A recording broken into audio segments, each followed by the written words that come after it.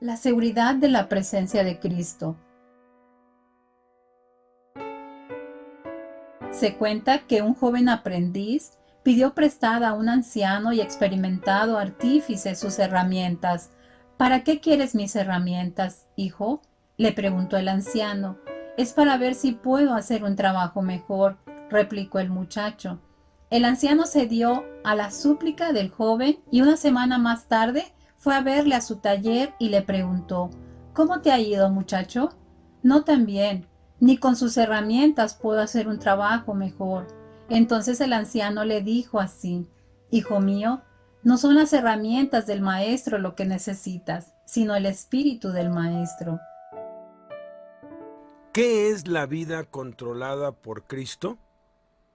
La vida de cada persona siempre es controlada por algo o por alguien.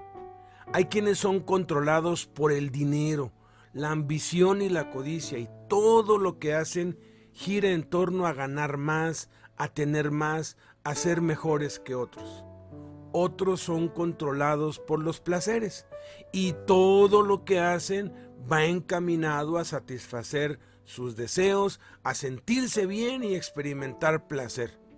Algunos son controlados por sus emociones, el miedo o la culpa o el resentimiento o la ira, la venganza, el dolor o el qué dirán, y su conducta y sus palabras reflejan y manifiestan quién en verdad está en control en sus vidas.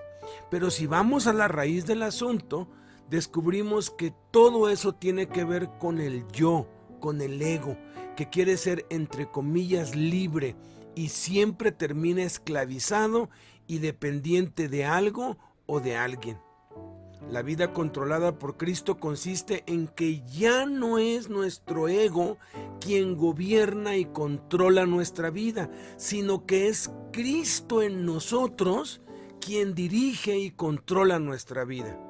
La vida controlada por Cristo es cuando nuestros anhelos y deseos son los de Cristo, porque Dios nos creó y solamente Jesús sabe qué es lo mejor para nosotros. Por eso Jesús quiere tomar el control de nuestra vida para darnos lo mejor, para darnos lo que realmente necesitamos, porque Él es el único que sabe lo que realmente necesitamos. Para que esto sea así, debemos negarnos a nosotros mismos, es decir, renunciar a nosotros, dejar de satisfacer los apetitos y deseos de nuestra carne que nos esclavizan, renunciar al orgullo y entregar a Cristo el control de nuestra vida y vivir de acuerdo con su voluntad. ¿Cómo se hace esto? Bueno, esto se hace por fe, invirtiendo tiempo en la oración y en la palabra de Dios, y entonces, a medida que invertimos ese tiempo, sucede el milagro sobrenatural de la intervención de Cristo viviendo su vida en nosotros por el Espíritu Santo. ¿Es la vida controlada por Cristo una vida perfecta? En absoluto no lo es. La palabra perfección implica no cometer ningún error, no fallar nunca, siempre dar en el blanco, siempre acertar al 100%. Eso está únicamente reservado para Dios, porque solo Dios es perfecto, nadie más. Y ningún ser humano ha alcanzado la perfección en la tierra, excepto nuestro Señor Jesucristo, por supuesto. Sin embargo, eso no es pretexto ni obstáculo para no entregar nuestras vidas a Cristo para que seamos controlados por Él. Porque si lo hacemos, nuestras vidas serán mejores y Cristo cambiará no solo nuestra vida, sino también cambiará el mundo que nos rodea por medio de nosotros. Hace algunas décadas, un historiador publicó un póster con las 100 personas más influyentes de la historia y las clasificó desde la más influyente hacia abajo, y explicaba brevemente qué habían hecho cada uno de ellos para cambiar el mundo para bien. En primer lugar, puso a Isaac Newton, teólogo y científico, cuyos descubrimientos dieron lugar a la modernidad y la tecnología actual. En segundo lugar, puso al apóstol Pablo, cuya labor de difundir el mensaje del Evangelio por todo el mundo produjo cambios radicales en la sociedad que mantienen la espiritualidad y los valores morales como las bases para la estabilidad y prosperidad de las naciones hasta el día de hoy. En tercer lugar, puso a Jesucristo y en letras resaltadas explicó que, a pesar de que él y cualquier historiador serio saben que Jesucristo es quien más ha influido y cambiado el mundo, desafortunadamente, según su parecer y su punto de vista, solo dos de sus seguidores, Newton y Pablo, habían seguido al pie de la letra su ejemplo, porque los demás llamados cristianos se habían desviado de sus enseñanzas. Esto es muy triste, pero lamentablemente es cierto. Sin embargo, aunque ni Pablo ni Newton fueron perfectos, se dejaron controlar por Cristo y cambiaron el mundo. Y eso puede suceder con cualquiera que le entregue su vida a Cristo y se deja controlar por Él. Y aunque seguirá cometiendo errores, aunque seguiremos fallando, nuestra vida irá siendo cambiada y transformada, y al cambiar nuestra vida para bien, cambiaremos también nuestro entorno para bien.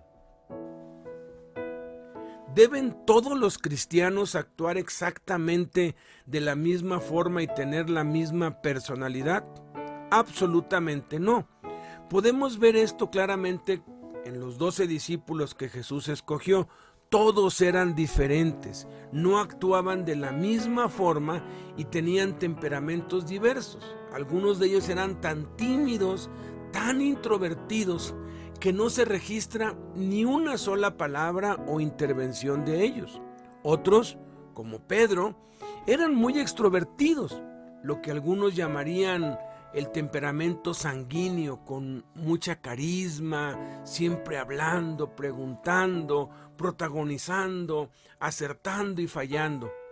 Otros, como Jacobo y Juan, tenían el temperamento que algunos llaman colérico, o lo que otros lo denominan como enojones o iracundos. Jesucristo los bautizó, los apodó como los hijos del trueno, porque su estado de ánimo estallaba frecuentemente. Otros eran muy piadosos y celosos de la ley, como Natanael. Otros muy amigueros y fiesteros, como Mateo, que cuando lo llamó hizo una gran fiesta, invitó a todos sus amigos, y hasta uno de ellos, Judas, quien llegó a ser el traidor, era deshonesto y robaba de las ofrendas y ayudas que recibían. Sin embargo, a pesar de ser todos tan diferentes, tuvieron un factor común: se entregaron a Jesús y se dejaron controlar por Él. Y Jesús usó a cada uno conforme a su personalidad para sus propósitos, y aunque los usó de maneras muy diferentes y diversas, Dios cumplió en ellos sus propósitos. Jesús cumplió sus propósitos en cada uno para la gloria de Dios. Así que, sin importar nuestro trasfondo, cultura y personalidad, si nos dejamos controlar por Cristo, Jesús usará nuestras vidas para sus propósitos, para la gloria de Dios, y de paso seremos muy dichosos y felices, porque lo único que nos puede traer la satisfacción, la felicidad, la bienaventuranza, la dicha en esta vida es vivir para Cristo, vivir para sus propósitos. Hay muchos conceptos equivocados respecto de cómo vivir la vida cristiana, una vida controlada por Cristo. Algunos piensan que deben esforzarse y dar lo mejor de sí mismo para vivir una vida agradable a Dios. Otros piensan que Cristo ha entrado en sus vidas para ayudarles a vivir y trabajar para Dios. Pero estas dos ideas son inconsistentes según Dios.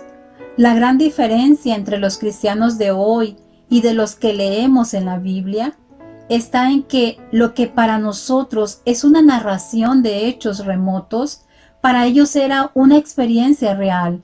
Nosotros tendemos a hacer del cristianismo un código ético, mientras que aquellos hombres experimentaron un cambio tan radical en sus vidas que no vacilaron en llamar a eso Cristo viviendo en ellos. La vida cristiana no es difícil, es imposible.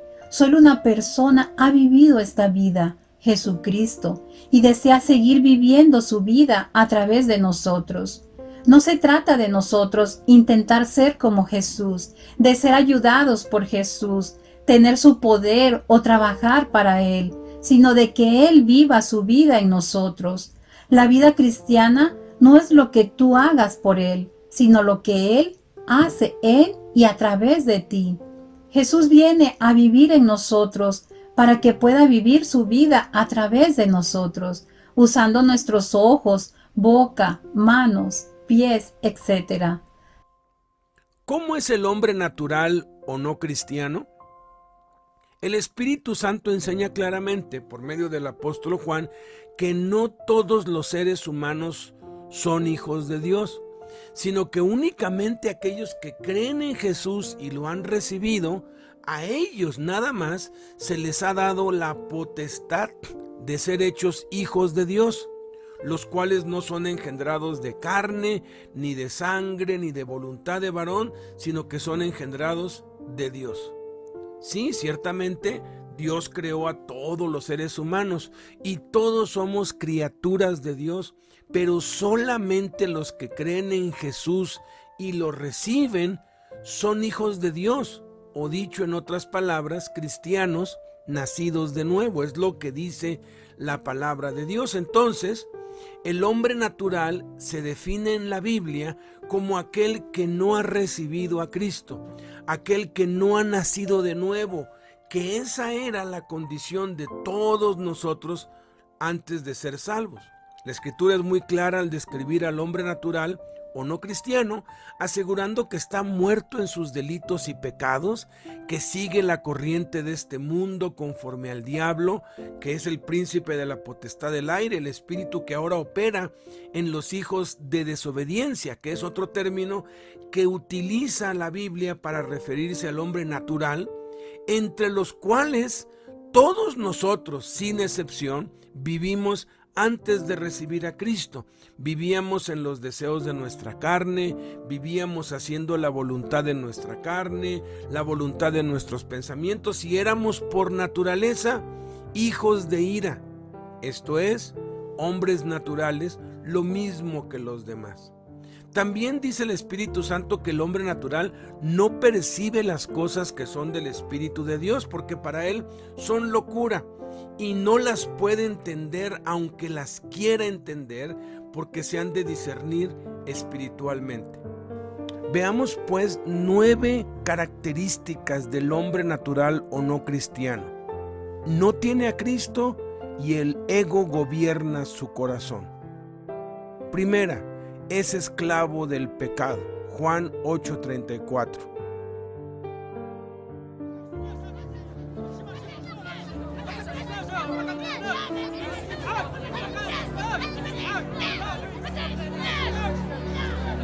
Jesús se dirigió entonces a los judíos que habían creído en él y les dijo: si se mantienen fieles a mis enseñanzas, serán realmente mis discípulos y conocerán la verdad, y la verdad los hará libres.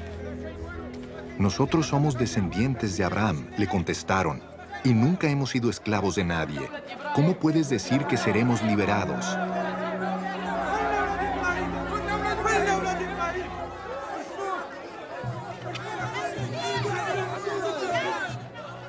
Ciertamente les aseguro que todo el que peca es esclavo del pecado, respondió Jesús. Segunda, no entiende las cosas de Dios. Primera de Corintios 2:14.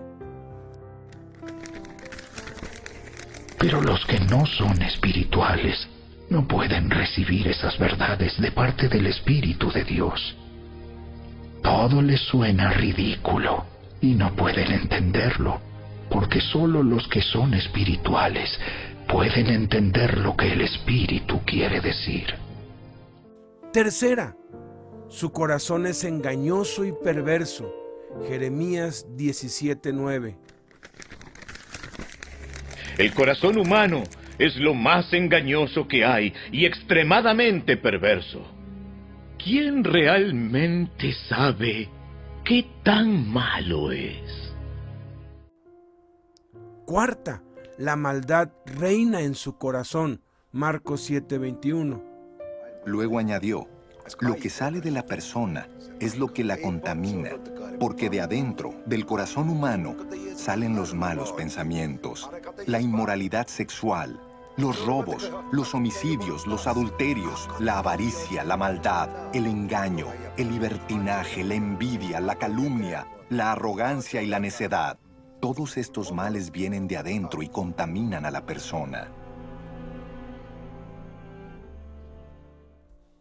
Quinta, la ira de Dios está sobre él. Juan 3:36. El que cree en el Hijo tiene vida eterna, pero el que rechaza al Hijo no sabrá lo que es esa vida, sino que permanecerá bajo el castigo de Dios. Sexta, está muerto en delitos y pecados. Efesios 2:1.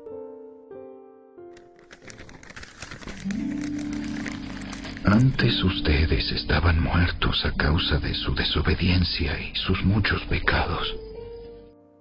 Séptima, anda conforme al mundo y al diablo. Efesios 2:2. Vivían en pecado, igual que el resto de la gente, obedeciendo al diablo, el líder de los poderes del mundo invisible, quien es el espíritu que actúa en el corazón de los que se niegan a obedecer a Dios. Octava, hace la voluntad de su carne y pensamientos. Efesios 2:3. Todos vivíamos así en el pasado, siguiendo los deseos de nuestras pasiones y la inclinación de nuestra naturaleza pecaminosa. Por nuestra propia naturaleza, éramos objeto del enojo de Dios, igual que todos los demás. Novena, su única esperanza es Cristo.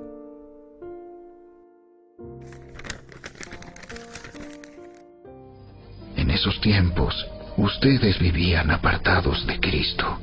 No se les permitía ser ciudadanos de Israel y no conocían las promesas del pacto que Dios había hecho con ellos. Ustedes vivían en este mundo sin Dios y sin esperanza. Antes de conocer a Cristo, todos nosotros vivíamos de una manera egoísta, sin tomar en cuenta a Dios. Algunos manifestaban ese egoísmo externamente por medio de conductas nocivas, vicios, desenfrenos y pasiones desordenadas. Otros de manera interna, llenos de odio, amargura y soledad. Sea cual fuere la expresión del ego, todos, sin excepción, estábamos conscientes del vacío interno y que algo nos hacía falta, hasta que nos dieron el mensaje del Evangelio y conocimos la verdad para ser salvos y empezamos a experimentar el amor de Dios y a conocer su plan. Si todavía experimentas ese vacío en tu corazón, si has descubierto que eres un hombre natural y no tienes a Cristo dentro de ti, este es el momento exacto para pedirle a Jesús que venga a tu vida, confesándolo como Señor y Salvador, para que Él llene el vacío y puedas conocer la verdad y empezar a vivir una vida nueva en Cristo. ¿Cómo es el cristiano espiritual? Los términos espiritual y carnal los definió el apóstol Pablo cuando escribió a los Corintios y les dijo: de manera que yo, hermanos, no pude hablarles como a espirituales, sino como a carnales, como a niños en Cristo. El cristiano espiritual es aquel que ha nacido de nuevo del Espíritu, ha sido bautizado en agua en obediencia y anda en el Espíritu, es decir, es controlado por Cristo y no por su naturaleza pecaminosa. no satisface los deseos de sus ojos, los deseos de su carne y la vanagloria de la vida. El cristiano espiritual se esfuerza en la gracia que es en Cristo Jesús por tener un tiempo a solas a diario con Dios, para dedicar tiempo a la oración y a la Biblia, para congregarse, se esfuerza por testificar a otros y ayudar a los necesitados, haciendo cambios en su vida y en su conducta, dejando de hacer lo malo y aprendiendo a hacer lo bueno, conforme al ejemplo de Jesús, creciendo siempre en la gracia y el conocimiento de Cristo. También se define al cristiano espiritual como una persona que juzga todas las cosas y que no es juzgado por nadie. Obviamente aquí la palabra juzgar no es en el sentido de condenación o de juez, sino de entendimiento y discernimiento con base a la Biblia. Es decir, comparan y filtran todo. El cristiano espiritual compara y filtra todo a través de las palabras de Jesús y define y distingue la verdad de la mentira, lo bueno y lo malo, lo justo y lo injusto, la luz de las tinieblas, conforme a la verdad que está en Jesús y no conforme a su propia opinión o ideas o pensamientos humanos o filosóficos, por muy brillantes y lógicos que parezcan, no conforme a lo que está de moda o a lo que todos tienen por bueno. Define las cosas conforme a Jesús. Veamos ahora el cristiano espiritual. 4 características. Tiene a Cristo ocupando el trono de su corazón. Primera, manifiesta el fruto del Espíritu. Gálatas 5, 22 y 23. En cambio, la clase de fruto que el Espíritu Santo produce en nuestra vida es amor, alegría, paz, paciencia, gentileza, bondad, fidelidad, humildad y control propio. No existen leyes contra esas cosas. Segunda, anda por fe y Cristo vive por él. Gálatas 2:20. Mi antiguo yo ha sido crucificado con Cristo. Ya no vivo yo, sino que Cristo vive en mí. Así que vivo en este cuerpo terrenal, confiando en el Hijo de Dios, quien me amó y se entregó a sí mismo por mí. Tercera, todo lo puede en Cristo. Filipenses 4:13. Pues todo lo puedo hacer por medio de Cristo, quien me da las fuerzas. Número 4, tiene la mente de Cristo. Primera de Corintios 2:16. Pues, ¿quién puede conocer los pensamientos del Señor? ¿Quién sabe lo suficiente para enseñarle a Él? Pero nosotros entendemos estas cosas porque tenemos la mente de Cristo. El cristiano espiritual tiene bien definido su propósito en la vida: hacer la voluntad de Dios y llegar a ser como Cristo. ¿El cristiano espiritual puede pecar? Por supuesto que sí. El Espíritu Santo revela en la Sagrada Escritura que no hay ser humano que no peque. También asegura que todos hemos pecado y que todos ofendemos muchas veces. Es de suprema importancia entender lo que es pecado a los ojos de Dios, porque los seres humanos y la mayoría de los cristianos, desafortunadamente, consideran pecado solo las cosas grotescas como el asesinato, el secuestro, la violación sexual, el aborto, el homosexualismo, las drogas, el alcoholismo, etc. Y se engañan a sí mismos, creyendo que como no han hecho ni practican esas cosas, entonces pues no son pecadores y por lo tanto no pecan, a pesar de que mienten, son hipócritas, chismosos, lujuriosos, envidiosos, celosos, idólatras, y la lista puede continuar. Además de que practican pecados ocultos y creen en sus mentes que porque no dañan a nadie, no están pecando. Pero no es así. El Espíritu Santo define el pecado como desobediencia a la palabra de Dios y añade que si una persona guarda todos los mandamientos de la ley, pero ofende en un solo punto, digamos, dice una mentirita blanca, se hace transgresor de todos los mandamientos.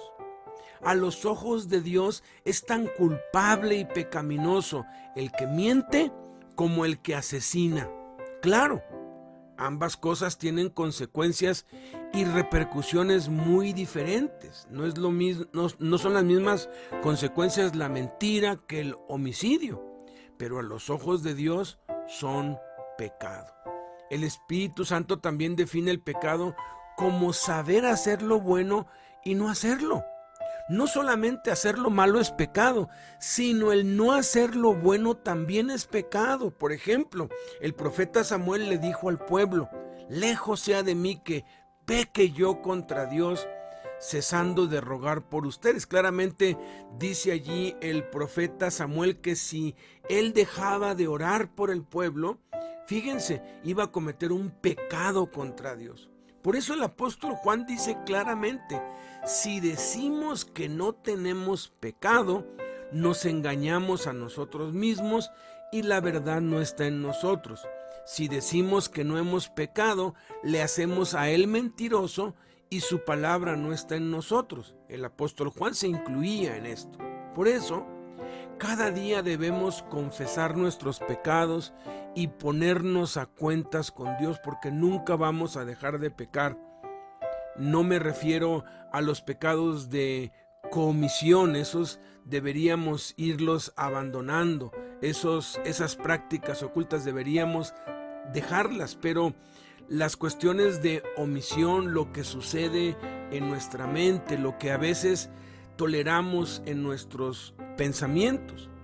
Sin embargo, el cristiano espiritual por lo general peca por omisión o accidente o tropiezo o descuido y es consciente inmediatamente de que ha pecado y al instante confiesa su pecado y pide perdón a Dios, y si afectó a alguien más también le pide perdón. En cambio, el cristiano carnal peca por comisión, es decir, con premeditación, alevosía y ventaja, se esconde para pecar, no confiesa su pecado y lo que es más lamentable es que la mayoría de las veces ni se da cuenta cuando está pecando y piensa que está bien. ¿Cómo es el cristiano carnal? El cristiano carnal fue definido por el apóstol Pablo cuando escribió a los Corintios y les dijo: de manera que yo, hermanos, no pude hablarles como a espirituales, sino como a carnales, como a niños en Cristo. Y luego define magistralmente por qué los llamó carnales. Cuando dijo: porque aún son carnales, pues habiendo entre ustedes celos, contiendas y disensiones, ¿no son carnales y andan como hombres? Porque diciendo el uno: yo ciertamente soy de Pablo, y el otro: yo soy de Apolo, ¿no son carnales? La Nueva Traducción Viviente define a los carnales como personas controladas por su naturaleza pecaminosa, que viven y actúan como la gente del mundo que no conoce a Dios. Los cristianos carnales se comparan con los niños, con las cualidades negativas de los niños, porque Jesús dijo que si no nos hacemos como niños, no vamos a entrar al reino de Dios, hablando de que los niños tienen fe, de que los niños tienen disposición, las cualidades positivas de los niños. Pero todas aquellas cualidades negativas de un niño se asocian con los cristianos carnales: celos, envidia, pleitos, egoísmo, etc. Los cristianos carnales, pues, son creyentes que sí han nacido de nuevo, sí se han bautizado, pero no hacen ningún esfuerzo de su parte para obedecer y poner en práctica la palabra de Dios, y por eso no crecen espiritualmente. El Espíritu Santo describe la diferencia entre los carnales y espirituales así, en la revelación de la carta a los Hebreos. Acerca de esto tenemos mucho que decir y difícil de explicar, por cuanto se han hecho tardos para oír, porque debiendo ser ya maestros después de tanto tiempo, tienen necesidad de que se les vuelva a enseñar cuáles son los primeros rudimentos de las palabras de Dios, y han llegado a ser tales que tienen necesidad de leche y no de alimento sólido, y todo aquel que participa de la leche es inexperto en la palabra de justicia, porque es niño. Pero el alimento sólido es para los que han alcanzado madurez, para los que por el uso tienen los sentidos ejercitados en el discernimiento del bien y del mal. Entonces, el cristiano carnal se comporta de manera idéntica al hombre natural, con la diferencia de que, como es hijo de Dios, a su tiempo es disciplinado y corregido en amor por Dios y sufre las consecuencias de su pecado, mientras que el hombre natural prospera en su maldad y pareciera que no pasa nada. Veamos ahora cómo es el cristiano carnal. 6 características. Tiene a Cristo, pero el ego gobierna su corazón. Primera, es un niño en Cristo. 1 Corintios 3:1. Amados hermanos, cuando estuve con ustedes, no pude hablarles como lo haría con personas espirituales. Tuve que hablarles como si pertenecieran a este mundo o como si fueran niños en Cristo. Segunda, no puede recibir alimento sólido. 1 Corintios 3:2.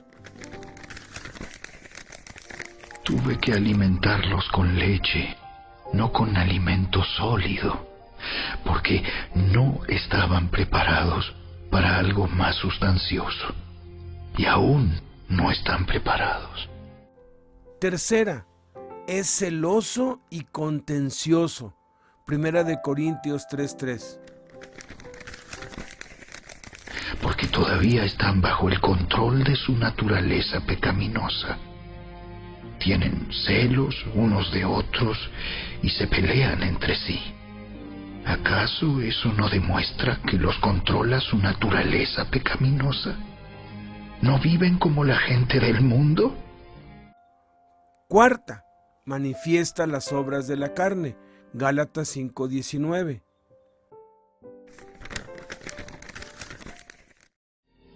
Cuando ustedes siguen los deseos de la naturaleza pecaminosa, los resultados son más que claros.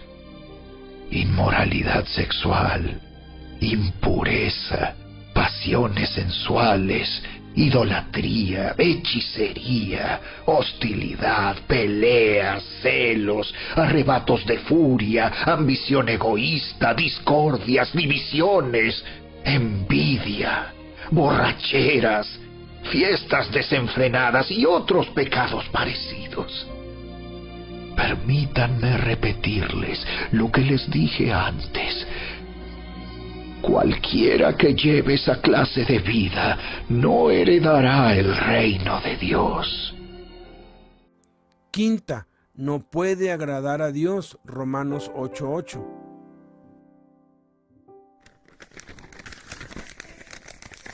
Por eso, Los que todavía viven bajo el dominio de la naturaleza pecaminosa nunca pueden agradar a Dios. Sexta, es inestable y fluctuante. Efesios 4:14. Entonces ya no seremos inmaduros como los niños. No seremos arrastrados de un lado a otro, ni empujados por cualquier corriente de nuevas enseñanzas. No nos dejaremos llevar por personas que intenten engañarnos con mentiras tan hábiles que parecen la verdad. El cristiano carnal vive para sí mismo, se acerca a Dios solo para su propio beneficio, es decir, se sirve de Dios. ¿Cuál es la solución a la carnalidad? La solución a la carnalidad es muy sencilla y accesible, pero requiere de mucho valor y determinación de parte del que anda en la carne, y comienza con la confesión de pecados. El Espíritu Santo asegura que si confesamos nuestros pecados, Dios es fiel y justo para perdonar nuestros pecados y limpiarnos de toda maldad. La solución a la carnalidad inicia con la confesión de nuestros pecados a Dios. Confesión significa declaración o reconocimiento que hace una persona de un error, una falta o un delito. Tenemos que empezar declarándole a Dios en oración lo que hemos hecho mal, reconociendo que es pecado, que estamos arrepentidos y que no lo volveremos a hacer. Pero esa solo es la primera parte de la confesión. Jesús enseñó con la parábola del hijo pródigo cuál es la correcta confesión de pecados, que debe ser a Dios y a la persona afectada, porque el hijo confesó su pecado a Dios y después confesó su pecado a su papá. La gran mayoría de los cristianos lo hacemos así, y hemos experimentado que, a pesar de confesar el pecado nada más a Dios, se sigue reincidiendo una y otra vez, y estamos pidiendo perdón del mismo pecado que cometemos frecuentemente, y lo confesamos a Dios y somos sinceros y Dios nos limpia. Pero ¿por qué reincidimos una y otra vez a pesar de que ya lo confesamos? Porque hemos confesado el pecado a medias. Solamente se lo hemos confesado a Dios y no a la persona afectada, si la hubiere. Y si no hay una persona afectada, pues tengo que ir con un hermano maduro en Cristo y confesarle nuestro pecado a él. ¿Por qué es esto? ¿Por qué debe ser así? La razón es esta. Cuando confesamos nuestro pecado a Dios, recibimos perdón y limpieza del pecado. Pero cuando confesamos nuestro pecado a la persona afectada, y si no la hay, a un hermano en Cristo maduro, recibimos liberación del pecado. Resumiendo, la confesión a Dios nos trae perdón. La confesión a otro nos trae liberación. Es interesante que etimológicamente la palabra adicción significa no dicho, no confesado, y es aquello que no se puede o no se quiere expresar.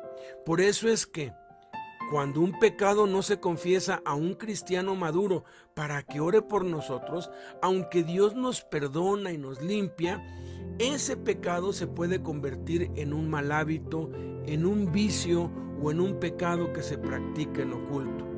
Una vez confesados los pecados correctamente, entonces debemos en oración entregarnos totalmente a Cristo y empezar a andar en fe. Aquí está el segundo y el tercer paso. El primer paso es la confesión, el segundo paso es la oración de entrega total y el tercer paso es andar en fe.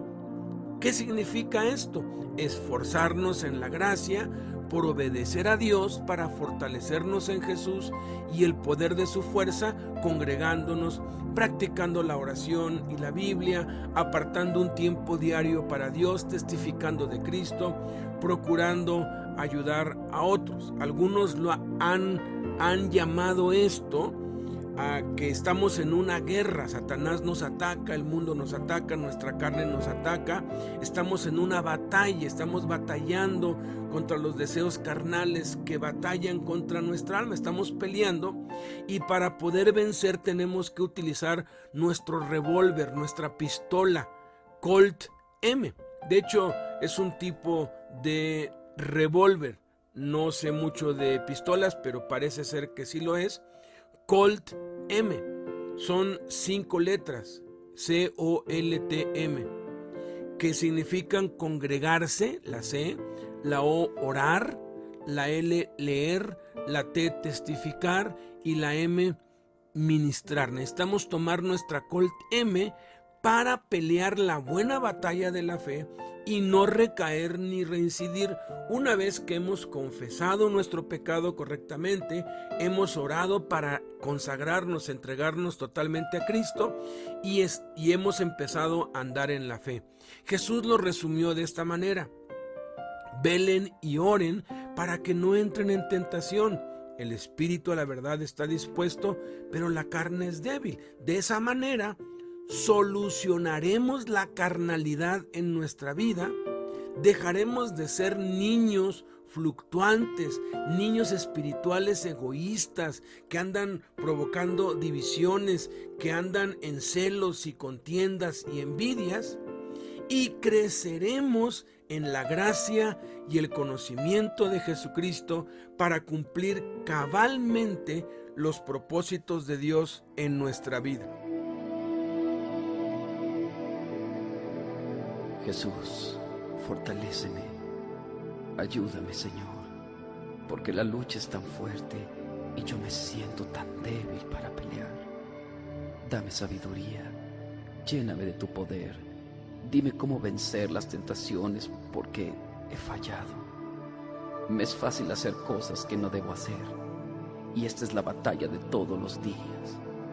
Aunque reconozco, Señor, que he dejado de orar y leer tu palabra. Por eso me siento como desprotegido. Los dardos del enemigo me han herido. Pero en este momento y en este lugar, yo te pido con todo mi corazón que me perdones, que sanes mis heridas y me levantes una vez más en tu luz para poder pelear. Pero ahora, no en mis fuerzas, sino en el nombre de Jesús.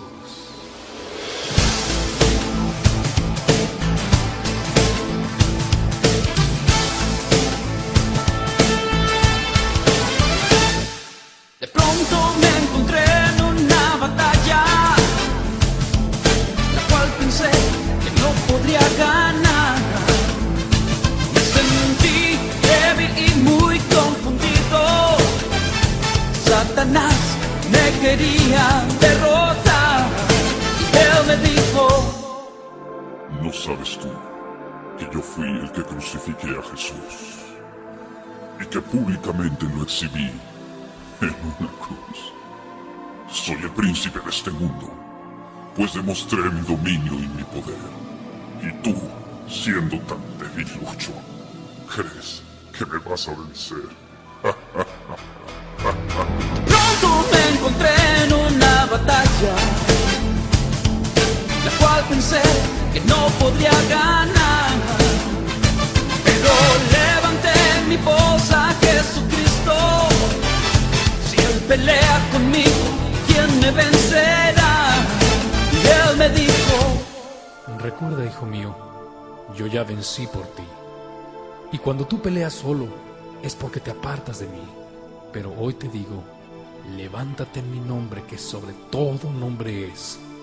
Ponte la armadura para que puedas resistir. Saca la espada del Espíritu, que es la palabra que te di, y pelea, hijo mío. Pelea sin temores. Es cierto, Satanás es el príncipe de este mundo, pero yo soy el Rey de Reyes y Señor de Señores. Satanás, vencido estás en el nombre de Jesús, en el nombre de Jesús.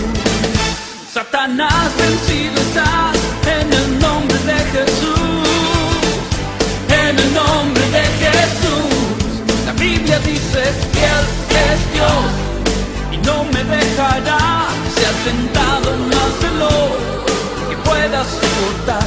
Y si con tentación me quieres atacar, la salida Él me dará con poder y autoridad.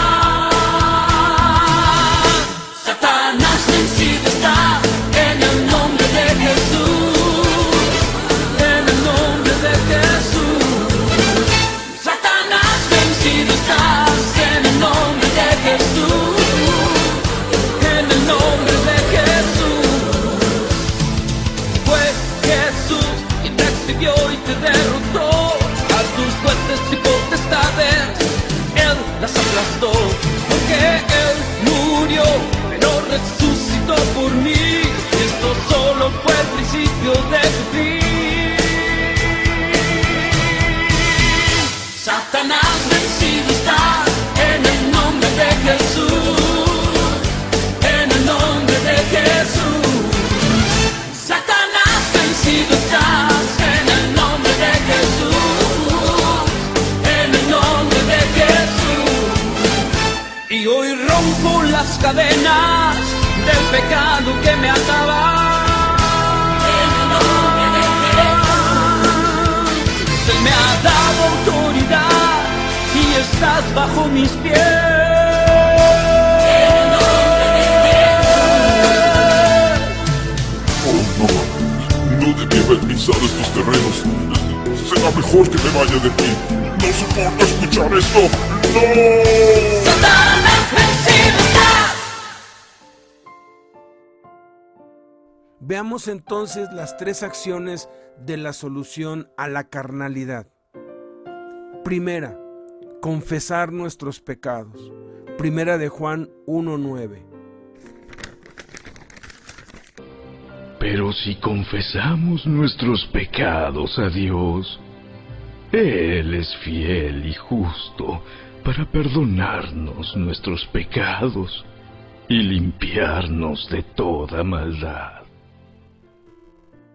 Segunda, entregarnos totalmente a Cristo. Romanos 12:1.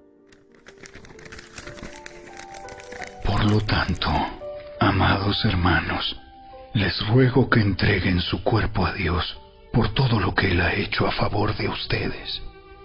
Que sea un sacrificio vivo y santo, la clase de sacrificio que a Él le agrada. Esa es la verdadera forma de adorarlo.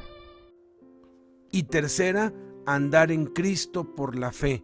Colosenses 2:6.